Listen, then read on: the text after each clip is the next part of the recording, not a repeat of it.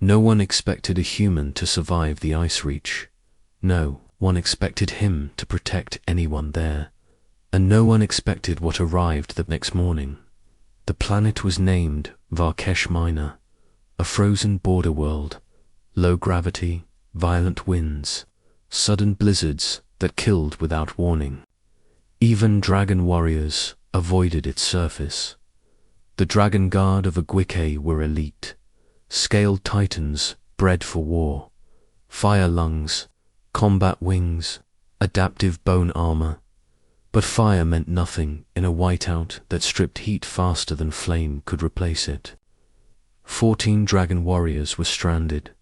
Their dropship had gone down during a magnetic surge. Navigation failed. Engines iced solid. Emergency beacons flickered and died. They were trained for battle, not survival in a liquid nitrogen storm. The blizzard came fast. Wind screamed like tearing metal. Ice needles cut through scale joints. Wings froze mid-fold. They formed a defensive ring. Backs together, tails locked, heads lowered. Their commander roared orders through the storm. Dig in, burn fuel, hold position. The fire kept them alive. Barely, then the fire failed. Fuel lines froze. Flames sputtered, heat dropped, scales began to crack. One warrior collapsed. Then another. That was when the human reached them. His name was Elias Cade. He was not a soldier. He was a swimmer, a specialist, raised on storm coasts and polar seas. A human whose job was to survive cold water longer than logic allowed. The Aguacate expedition had hired him as a consultant, a curiosity, a fragile mammal among legends. They laughed at him before launch. They stopped laughing when he outpaced them during evacuation drills. They stared when he swam beneath ice shelves for training.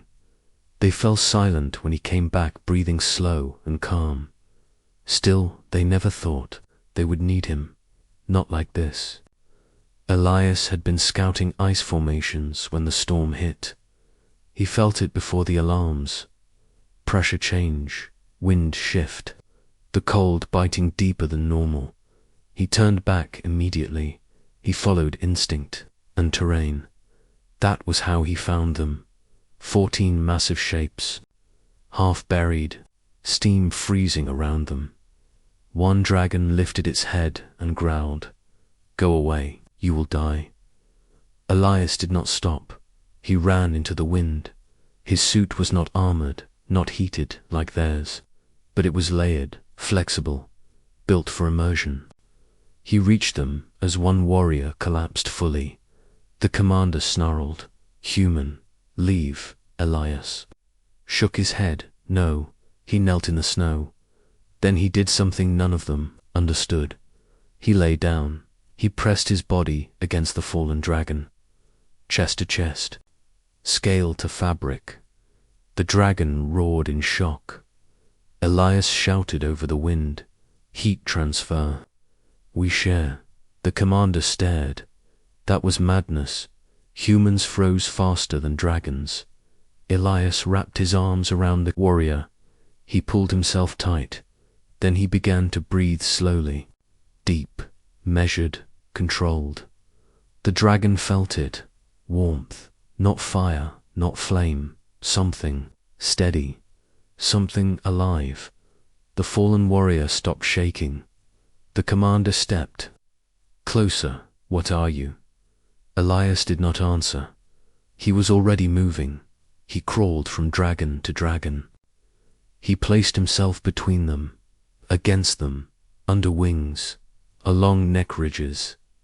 He used his body like insulation. He used his breath like fuel. He ordered them to fold wings, tighter toe, lower profiles, to create a living wall.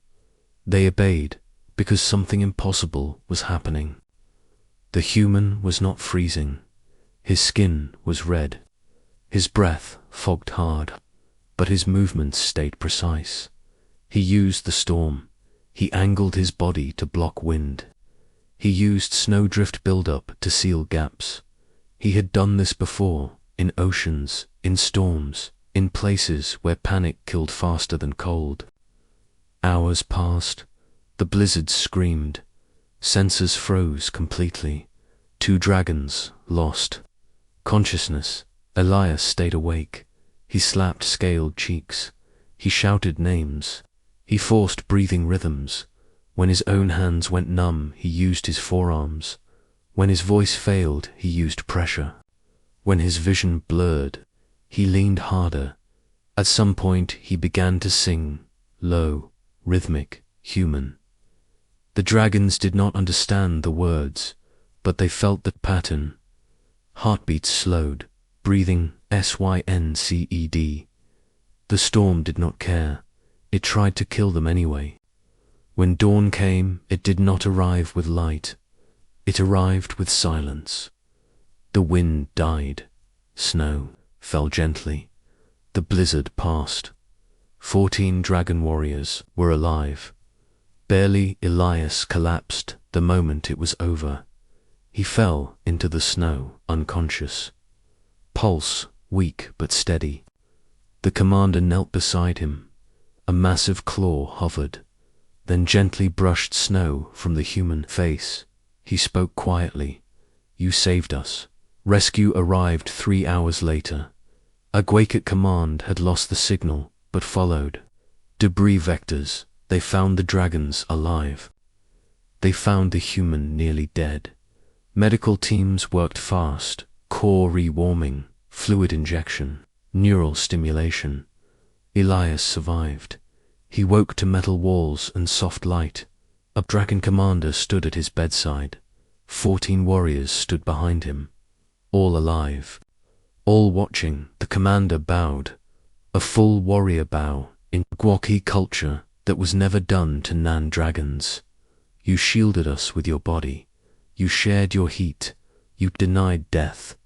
Elias tried to speak. His voice cracked. Just did what swimmers do. The commander shook his head.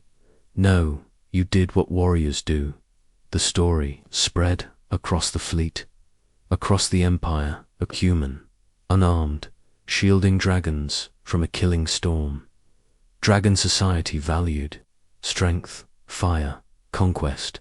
This was different. This was defiance of nature itself. The High Clutch convened. They reviewed footage, biometric logs, survival. Data. One elder spoke. He did not fight, he endured. Another answered. He did not command, he protected. Silence followed. Then a final verdict, a life debt, but not a normal one. Something greater. The next day the sky over Varkish, minor changed. Hyperspace ruptures bloomed like green fire. Ships arrived, then more, then more, then more aguacates, ships, warships, carriers, honor barges, 102 vessels assembled in orbit, no weapons charged, no shields raised. They formed a protective shell around the planet. A message broadcast on all channels. This world is under Aguacate protection. No hostile action permitted. Reason. A. Human life was saved here. The galaxy listened. Elias was discharged 2 weeks later. He expected a quiet transfer. A medal, maybe, instead a dragon. Escort waited. The commander who survived the storm approached. "You are coming with us," Elias blinked. "I am not military." The commander nodded. "Neither were our ancestors when they learnt to fly. You will teach." Elias laughed weakly. "Teach what?" The commander answered without hesitation. "How to survive when strength fails." Elias became something new, a human among dragons. He taught breathing, cold, endurance, mental stillness. He taught that heat was not only fire, that shielding others sometimes meant placing yourself in harm. Dragon recruits, trained in ice chambers, they learned to huddle, to share warmth, to listen to rhythm. They called it the human method. Across the empire, dragons survived storms that once killed them. They remembered why. Because one human swimmer lay in the snow, because he refused to leave, because he understood the cold. Years later, another blizzard hit a border world. This time, dragon units deployed humans alongside them, not soldiers, swimmers. Survivors, when asked why the Empire changed doctrine, the answer was simple. Humans do not conquer the storm. They endure it, and sometimes that is enough. Asterisk.